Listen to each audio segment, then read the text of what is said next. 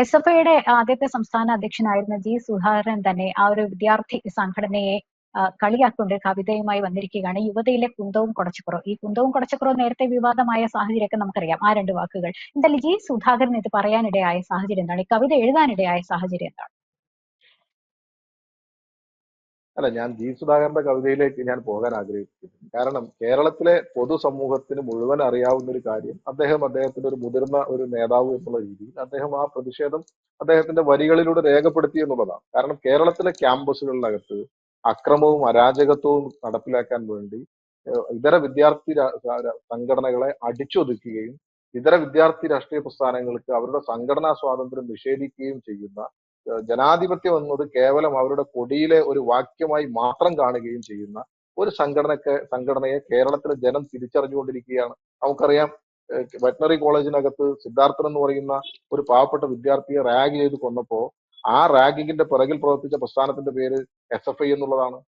Kottayam government nursing കോളേജിനകത്ത് ഒരു വിദ്യാർത്ഥിയെ ദിവസങ്ങളോളം പൂട്ടിയിട്ട് അതിക്രൂരമായി, ഞാനും നിങ്ങളുമൊക്കെ ആ ദൃശ്യങ്ങൾ ഒരു തവണ പോലും നമുക്ക് പ്ലേ ചെയ്യാൻ പറ്റാത്ത രീതിയിലേക്ക് ആ ദൃശ്യം കണ്ടവരാണ് നമ്മളൊക്കെ. അതിക്രൂരമായി താലിബാൻ തീവ്രവാദികളെ പോലും തോൽപ്പിക്കുന്ന രീതിയിലേക്ക് ഒരു പാവപ്പെട്ട വിദ്യാർത്ഥിയെ റാഗ് ചെയ്ത് ആ വിദ്യാർത്ഥിയെ അവശനാക്കി മാറ്റിയ ഒരു സംഘടനയുടെ പേര്, കേരളത്തിലെ ആ പ്രതികളുടെ പ്രസ്ഥാനം എന്ന് പറയുന്നത്, അവർക്ക് ബാക്ക് ബോൺ നൽകിയ പ്രസ്ഥാനം എന്ന് പറയുന്നത് കേരളത്തിലെ SFI ആണ്. അപ്പൊ കേരളത്തിലെ SFI എന്ന് പറയുന്നത് ക്രിമിനൽ പശ്ചാത്തലമുള്ള, അല്ലെങ്കിൽ ജനാധിപത്യ ധ്വംസനത്തിൻ്റെതായിട്ടുള്ള പാശ്ചാത്തലമുള്ള ഒരു സംഘടനയായി കേരളത്തിലെ SFI മാറിയിരിക്കുകയാണ്. അത് കേരളത്തിലെ മുഴുവൻ ആളുകൾക്കും തിരിച്ചറിയാൻ സാധിക്കും.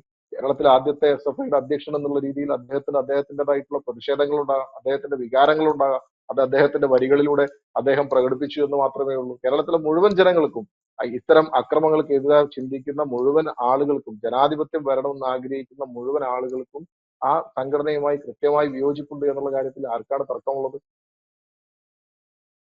യെസ്, നേരത്തെ സൂചിപ്പിച്ചതുപോലെയാണ് ഈ കലാലയങ്ങളിലെ അക്രമ രാഷ്ട്രീയത്തിന് കൊടിപിടിക്കുന്നത് SFIക്കാർ തന്നെയാണെന്നുള്ളത് നമുക്കറിയാം. അഭിമന്യു കൊല്ലപ്പെട്ടപ്പോൾ അവരുടെ വിദ്യാർത്ഥി സംഘടനയിലെ ഒരു യുവ നേതാവായിരുന്നു. അത് വളരെ കഴിവുള്ള ഒരു ചെറുപ്പക്കാരൻ എന്നാണ് നമ്മളൊക്കെ കേട്ടത്.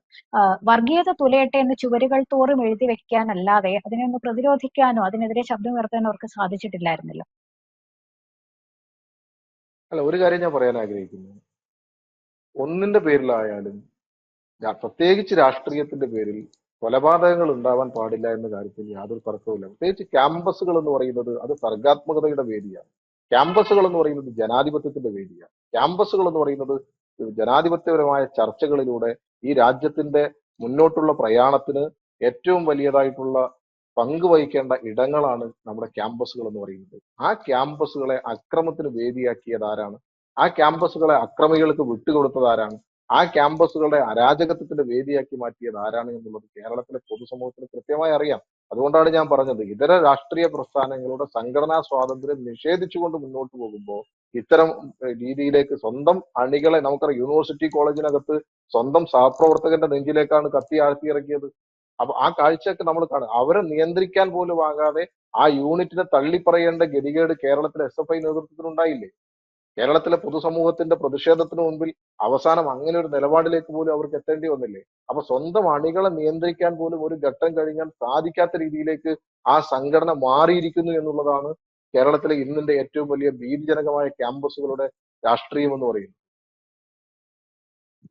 ശ്രീ നിതീഷ്, ഇപ്പൊ ഒരുപാട് ഉദാഹരണങ്ങൾ പറഞ്ഞു SFI എങ്ങനെയാണ് ക്യാമ്പസുകളെ രക്തരൂക്ഷിതമാക്കുന്നത് എന്നുള്ളത്. ഒരുപക്ഷെ ക്യാമ്പസുകൾ ഇങ്ങനെ ആവാതിരിക്കാൻ മുൻകൈ എടുക്കുന്ന പ്രധാന അധ്യാപകർ, പ്രിൻസിപ്പലിനുൾപ്പെടെ കുഴിമാടം ഒരുക്കിയവരൊക്കെയാണ്. നമുക്ക് ആ ചരിത്രമൊക്കെ അറിയാം. പക്ഷെ കഴിഞ്ഞ ദിവസങ്ങളിൽ ഒന്നിൽ മുഖ്യമന്ത്രി പിണറായി വിജയൻ പറഞ്ഞത് SFI പങ്കെടുത്തിട്ടുള്ള ഒരു എന്താ പറയുന്ന അക്രമം പോലും ചൂണ്ടിക്കാണിക്കാനാവില്ല എന്നുള്ളത്. എങ്ങനെ മുഖ്യമന്ത്രിക്ക് ഇങ്ങനെ കണ്ണടച്ച് പറയാൻ സാധിക്കും? അത് ഞാൻ പറയും, കേരളത്തിന്റെ മുഖ്യമന്ത്രി SFI ഉൾപ്പെടെയുള്ള ഇടത് വിദ്യാർത്ഥി പ്രസ്ഥാനങ്ങൾ, CPMന്റെ കീഴിലുള്ള വിദ്യാർത്ഥി യുവജന പ്രസ്ഥാനങ്ങളെ വെള്ളപൂശുകയാണ് കാലങ്ങളായി കേരളത്തിന്റെ മുഖ്യമന്ത്രി. കാരണം ഞാൻ നേരത്തെ സൂചിപ്പിച്ചല്ലോ, കേരളത്തിനകത്ത് പിണറായി വിജയനെതിരെ കരിങ്കൊടി പ്രതിഷേധം നടത്തിയ ആളുകളെ ചെടിച്ചട്ടി കൊണ്ടും ഹെൽമറ്റ് കൊണ്ടും തലയടിച്ച് പൊളിക്കുമ്പോൾ ആ തലയടിച്ച് പൊളിക്കുന്നത് ഒരു രക്ഷാപ്രവർത്തനത്തിന്റെ ഭാഗമാണെന്ന് പറഞ്ഞ് ന്യായീകരിച്ച ആളാണ് കേരളത്തിന്റെ മുഖ്യമന്ത്രി. അപ്പൊ അദ്ദേഹത്തിന്റെ, നിങ്ങൾ നോക്കൂ, അദ്ദേഹം കേരളത്തിലെ SFIക്ക് അക്രമത്തിനും ഈ രീതിയിലുള്ള ജനാധിപത്യ ധ്വംസനത്തിനുമുള്ള ലൈസൻസ് നൽകുന്നത് കേരളത്തിന്റെ മുഖ്യമന്ത്രിയാണ്. അപ്പൊ മുഖ്യമന്ത്രിക്ക് അങ്ങനെ പറയാൻ സാധിക്കുകയുള്ളൂ. അദ്ദേഹത്തിന്റെ രാഷ്ട്രീയ ചരിത്രം അതാണ്. അദ്ദേഹം കടന്നു വന്ന രാഷ്ട്രീയത്തിന്റെ വിദ്യാർത്ഥി രാഷ്ട്രീയത്തിന്റെ വഴി എന്ന് പറയുന്നത് അതാണ്. അപ്പൊ ആ വഴിയിലൂടെ കടന്നു വന്ന ഒരാൾക്ക് ഇന്ന് കാണുന്ന അക്രമങ്ങളെ പ്രോത്സാഹിപ്പിക്കുകയല്ലാതെ അതിനെ തടയാൻ അദ്ദേഹത്തിന് സാധിക്കുമോ? അവിടെയാണ് ജി സുധാകരന്റെ കവിത പ്രസക്തമാകുന്നത്. അദ്ദേഹം പഴയ ഒരു എസ് എഫ് ഐക്കാരൻ എന്നുള്ള രീതിയിൽ ഈ നിലയിലേക്ക് എസ് എഫ് ഐ അധപ്പതിക്കുന്നതിനെ വലിയ പ്രയാസത്തോടുകൂടിയാണ് കാണുന്നത് എന്ന് നമുക്ക് മനസ്സിലാക്കാൻ സാധിക്കുകയാണ്. ആ പ്രതിഷേധമാണ് ആ വരികളിൽ നമുക്ക് കാണാൻ സാധിക്കുന്നത്.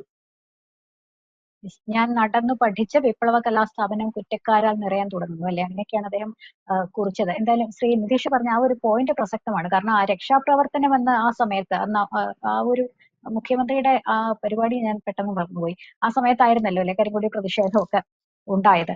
അപ്പോ അതെ. ആ ഒരു സമയത്ത് യെസ്, ആ ഒരു സമയത്ത് ഇവർക്കെല്ലാം ലൈസൻസ് കൊടുക്കുകയാണെന്നൊരു ആരോപണം അങ്ങനെ വന്നിരുന്നു. വലിയൊരു പ്രതിഷേധം ഉയർന്നു വന്നിരുന്നു. രക്ഷാപ്രവർത്തകർ എന്ന് പറഞ്ഞ് ഈ ഒരു ഇതുമായി ഇറങ്ങുന്നവരെ, വടിയും തടയും ചെടിച്ചട്ടിയുമായി ഇറങ്ങുന്നവർക്ക് ലൈസൻസ് കൊടുക്കുകയാണെന്ന്. അപ്പൊ എസ് എഫ് ഐക്കും ഇതുപോലെ ലൈസൻസ് കൊടുത്തിരിക്കുകയാണ് പിണറായി എന്ന് വേണം മനസ്സിലാക്കാൻ അല്ലെ. തീർച്ചയായിട്ടും പിണറായി വിജയൻ എന്ന് പറയുന്ന മുഖ്യമന്ത്രി, ഞാൻ പറഞ്ഞല്ലോ, അദ്ദേഹം കടന്നു വന്ന വിദ്യാർത്ഥി രാഷ്ട്രീയ യുവജന പ്രസ്ഥാനത്തിന്റെ നാൾവഴികൾ എന്ന് പറഞ്ഞാൽ അദ്ദേഹത്തിന്റെ ചരിത്രം പരിശോധിച്ചാൽ നമുക്ക് ആർക്കാണ് മനസ്സിലാകാത്തത്? കേരളത്തിലെ ആദ്യത്തെ രാഷ്ട്രീയ കൊലപാതകത്തിൽ പ്രതി ചേർക്കപ്പെട്ടയാളാണ് കേരളത്തിന്റെ മുഖ്യമന്ത്രി എന്നുള്ള യാഥാർത്ഥ്യം നമ്മുടെ മുൻപിൽ നിൽക്കുകയല്ലേ. അപ്പൊ അദ്ദേഹം കടന്നു വന്ന നാൾവഴികൾ, കണ്ണൂരിലെ രാഷ്ട്രീയ വഴികളെ കുറിച്ച് അറിയുന്ന ഒരു രാഷ്ട്രീയ വിദ്യാർത്ഥിക്കും അറിയുന്ന കാര്യങ്ങളാണ്. പിണറായി വിജയന്റെ കടന്നു വന്ന രാഷ്ട്രീയ വഴി എന്ന് പറയുന്നത് അക്രമത്തിന്റേതാണ്, അത് ജനാധിപത്യ ധ്വംസനത്തിന്റേതാണ്, അത് കേരളത്തിലെ മറ്റു ഇതര രാഷ്ട്രീയ പ്രസ്ഥാനങ്ങളെ അടിച്ചൊതുക്കാൻ വേണ്ടി നേതൃത്വം നൽകിയതാണെന്ന് അറിയാത്തവരല്ലല്ലോ കേരളത്തിലെ രാഷ്ട്രീയ അറിയുന്ന ആളുകൾ. അപ്പൊ അദ്ദേഹത്തിന് സ്വാഭാവികമായി അദ്ദേഹം കടന്നു വന്ന ഒരു രാഷ്ട്രീയത്തെ, ആ രാഷ്ട്രീയത്തെ തന്റെ വിദ്യാർത്ഥികൾക്ക് മുമ്പിൽ അദ്ദേഹത്തിന് അതേ രീതിയിൽ പകർന്നു നൽകാനല്ലേ അദ്ദേഹത്തിന് സാധിക്കുകയുള്ളൂ. അവരതിൽ നിന്ന് തടയാൻ അദ്ദേഹത്തിന് സാധിക്കില്ലല്ലോ. അതുകൊണ്ടാണല്ലോ തല അടിച്ചു പൊളിച്ച് ഹെൽമറ്റ് കൊണ്ടും വലിയ കല്ലുകൊണ്ടും ഒക്കെ തല അടിച്ചു പൊളിക്കുമ്പോൾ അതിന് രക്ഷാപ്രവർത്തനം എന്ന് അദ്ദേഹം പേരിട്ട് വിളിച്ചത് അതുകൊണ്ടല്ലേ. അപ്പൊ കൃത്യമായ അതൊരു ലൈസൻസ് കൊടുക്കലാണല്ലോ, അക്രമത്തെ പ്രോത്സാഹിപ്പിക്കലാണല്ലോ. കേരളത്തിന്റെ മുഖ്യമന്ത്രി തന്നെ കേരളത്തിനകത്ത് അക്രമത്തെ പ്രോത്സാഹിപ്പിക്കുന്ന ഒരു വിചിത്രമായ കാഴ്ചക്കല്ലേ ആ സമയത്ത് നമുക്ക് കാണാൻ സാധിച്ചത്. യെസ്, എന്തായാലും ജി സുധാകരനെ പോലെ ഒരു മുതിർന്ന നേതാവിനെ എസ് എഫ് ഐയിലെ കുട്ടി നേതാക്കൾ തന്നെ കളിയാക്കൊണ്ട് രംഗത്ത് വന്നിരുന്നു. അങ്ങനെയാണെങ്കിൽ ഇപ്പോൾ ജി സുധാകരൻ ഈ എഴുതിയതിന് പിന്നാലെ മുതിർന്ന നേതാക്കൾ വിമർശനമുണ്ട്. കാരണം ജി സുധാകരൻ കുറച്ചു കാലമായി പാർട്ടിയുമായി അകൽച്ചയിലാണ്, അല്ലെങ്കിൽ അങ്ങനെയാണ് നമ്മൾ അറിയുന്നത്. ഈ മുതിർന്ന നേതാക്കളും രംഗത്തെത്താൻ സാധ്യതയുണ്ടല്ലേ? അല്ല, ഒരു കാര്യം ഉറപ്പാണ്, കേരളത്തിനകത്ത് ഏറ്റവും വലിയ കമ്മ്യൂണിസ്റ്റ് എന്ന് പറയുന്ന സഖാവ് വി എസ് അച്യുതാനന്ദനെ ക്യാപിറ്റൽ പണിഷ്മെന്റിന് വിധേയമാക്കണമെന്ന് പറഞ്ഞ ആളുകളാണല്ലോ ഇന്നത്തെ സി പി എമ്മിന്റെ നേതൃത്വത്തിലിരിക്കുന്നത്. അപ്പൊ അതിലൊന്നും എനിക്ക് എന്നെ സംബന്ധിച്ച് വലിയ അത്ഭുതം എനിക്ക് തോന്നുന്നില്ല. വി സുധാകരനെ പോലെ പരിണിതപ്രജ്ഞനായ ഒരു കമ്മ്യൂണിസ്റ്റിനെ തൊട്ടടുത്ത ജില്ലയിൽ സംസ്ഥാന സമ്മേളനം നടക്കുമ്പോൾ മാധ്യമ വാർത്തകളിലൂടെ എനിക്ക് അറിയാൻ സാധിച്ചത് ആ സമ്മേളനത്തിലേക്ക് പോലും അദ്ദേഹത്തെ ക്ഷണിച്ചിട്ടില്ല എന്നാണ്. കേരളത്തിനകത്തെ അറിയപ്പെടുന്ന എസ് എഫ് ഐയുടെ ആദ്യകാല നേതാവായിട്ടുള്ള പരിണിതപ്രജ്ഞനായ ഒരു നേതാവിനെ സ്വന്തം ജില്ലയിൽ തൊട്ടടുത്തൊരു ഒരു ഒരു സമ്മേളനം നടക്കുമ്പോൾ ആ സമ്മേളനത്തിലേക്ക് പോലും ക്ഷണിക്കാതെ അദ്ദേഹത്തെ മാറ്റി നിർത്തുന്നു എന്ന് പറയുമ്പോൾ എന്ത് സന്ദേശമാണ് ആ പാർട്ടി നമുക്ക് നൽകുന്നത്? അദ്ദേഹം അദ്ദേഹത്തിന് ഭാരവാഹി സ്ഥാനങ്ങൾ ഇല്ലാതിരിക്കുക, അദ്ദേഹം പ്രായാധിക്യം കൊണ്ട് മാറി അവരുടെ ക്രൈറ്റീരിയ പ്രകാരം അദ്ദേഹം മാറി നിന്നതായിരിക്കാം. പക്ഷെ ജി സുധാകരൻ എന്ന് പറയുന്ന കേരളത്തിലെ കമ്മ്യൂണിസ്റ്റിനെ ഈ പൊതുസമൂഹം അറിയുന്നയാളാണ് അദ്ദേഹം. ആ പൊതുസമൂഹത്തിൽ അദ്ദേഹത്തിന് ഒരു വിലയുണ്ട്. ആ ജി സുധാകരനെ പോലും മാറ്റി നിർത്തിക്കൊണ്ട് മുന്നോട്ട് പോകുമ്പോൾ അവർ നൽകുന്ന സന്ദേശം എന്താണെന്ന് വ്യക്തമല്ലേ. നിതീഷ്, ഒരു പക്ഷേ നമ്മുടെ ഈ ഒരു ജി സുധാകരന്റെ കവിതയിലെ വിഷയവുമായി ബന്ധപ്പെട്ടാണ് ചർച്ച തുടങ്ങിയതെങ്കിലും താങ്കൾ പറയുകയുണ്ടായി തൊട്ടടുത്ത ജില്ലയിൽ നിന്ന് ഉള്ള നേതാവിനെ, അദ്ദേഹത്തെ മാറ്റി നിർത്തി സി പി എം സംസ്ഥാന സമ്മേളനം കൊല്ലത്ത് വെച്ച് നടന്നപ്പോഴെന്ന്. അങ്ങനെയാണെങ്കിൽ കൊല്ലം എം എൽ എയും ഈ സംസ്ഥാന സമ്മേളനത്തിൽ കാണാനില്ല. അതിൽ പല കാര്യങ്ങളും ഉയർന്നു കേൾക്കുന്നുണ്ട്. അതിനെ താങ്കൾ എങ്ങനെ നോക്കിക്കാണും? അല്ല, ആ കാര്യത്തിൽ എന്നെ സംബന്ധിച്ച് ഞാൻ വലിയ അത്ഭുതത്തിലും വലിയ ഞെട്ടലിലുമാണ്. കാരണം സി പി എമ്മിനെ സംബന്ധിച്ച് അവരൊരു അക്രമ പ്രവർത്തനങ്ങളിൽ പങ്കെടുത്താൽ, ഇത്തരം ഒരു ഇഷ്യൂസിൽ ഉൾപ്പെട്ടാൽ പൂർണ്ണമായി സംരക്ഷണം നൽകുന്ന ഒരു സമീപനമാണ് കാലാകാലങ്ങളായി സി പി എം നിലനിർത്തി പോരുന്ന രാഷ്ട്രീയം എന്ന് പറയുന്നത്. മുകേഷിനെയും അത്തരത്തിൽ അവർ സംരക്ഷിച്ചു തന്നെയാണ് പോന്നിരുന്നത്. അപ്പൊ എന്തോ കാരണവശാൽ അദ്ദേഹം കൊല്ലം ജില്ലാ സമ്മേളനത്തിൽ പങ്കെടുക്കുന്നില്ല എന്നാണ് അറിയാൻ സാധിച്ചിട്ടുള്ളത്. ഞാൻ മനസ്സിലാക്കുന്നത് അദ്ദേഹത്തിന്റെ വ്യക്തിപരമായ എന്തെങ്കിലും തിരക്ക് കൊണ്ടായിരിക്കും പങ്കെടുക്കാത്തത്. കാരണം സ്ത്രീ പീഡനം ഇതിലൊക്കെ ഉൾപ്പെട്ട് കഴിഞ്ഞാൽ സി പി എമ്മിനെ സംബന്ധിച്ചിടത്തോളം അത് അവർക്കൊരു അവരുടെ പ്രവർത്തനത്തിനിടയിൽ ലഭിക്കുന്ന അവർക്കൊരു അംഗീകാരമായി കാണുന്ന ആളുകളാണെന്നാണ് സമീപകാല സംഭവങ്ങൾ നമ്മളൊക്കെ നോക്കിക്കാണുമ്പോൾ നമുക്ക് മനസ്സിലാകുന്നത്. അപ്പൊ അദ്ദേഹത്തിന് അതൊരു അയോഗ്യതയായി സി പി എം കാണുന്നു എന്ന് ഞാൻ മനസ്സിലാക്കുന്നില്ല. കാരണം സി പി എം അവരെയൊക്കെ സംരക്ഷിച്ച ചരിത്രം മാത്രമേ സി പി എമ്മിനുള്ളൂ. ഏത് കേസ് നിങ്ങൾ എടുത്തു നോക്കൂ, അവരുടെ ഞാൻ അത്തരം കാര്യങ്ങളിലേക്ക് ഒന്നും കടക്കുന്നില്ല. അവർ ഒരുപാട് പഴയ കാര്യങ്ങൾ നമുക്ക് മുമ്പിലുണ്ട്. ഏറ്റവും വലിയ പാർട്ടി സഹപ്രവർത്തക ആരോപണം ഉന്നയിച്ച് എല്ലാ ഭാരവാഹി സ്ഥാനങ്ങളിൽ നിന്ന് മാറ്റി പാർട്ടിയിൽ നിന്ന് പോലും വനവാസത്തിന് പറഞ്ഞയച്ച ആളാണ് ഇന്ന് മുഖ്യമന്ത്രിയുടെ പൊളിറ്റിക്കൽ സെക്രട്ടറി എന്നുള്ളത് ഞാനും നിങ്ങൾ കാണുകയില്ലേ. അപ്പൊ അത് അങ്ങനെയുള്ള ചരിത്രമാണ് സി പി എമ്മിനുള്ളത്. ഈ കാര്യത്തിൽ എന്ത് സംഭവിച്ചു എന്നുള്ളതിനെ കുറിച്ച് ഞാനും പഠിച്ചുകൊണ്ടിരിക്കുകയാണ്. യെസ്, ഒരുപക്ഷെ ഈ ലൈംഗിക ആരോപണമൊക്കെ ഒരു അയോഗ്യതയായി പൊതുസമൂഹത്തിന് തോന്നുന്നുണ്ടെങ്കിലും സി പി എമ്മിന്റെ മുൻകാല ചരിത്രം വെച്ച് നോക്കുമ്പോൾ മുകേഷ് മാറി നിന്നത് അദ്ദേഹത്തിന്റെ വ്യക്തിപരമായ കാരണങ്ങൾ കൊണ്ടായിരിക്കും എന്നുള്ളത് നോക്കിക്കാണാൻ വ്യക്തമാണ് ശ്രീ നിധീഷ്. വളരെയധികം നന്ദി.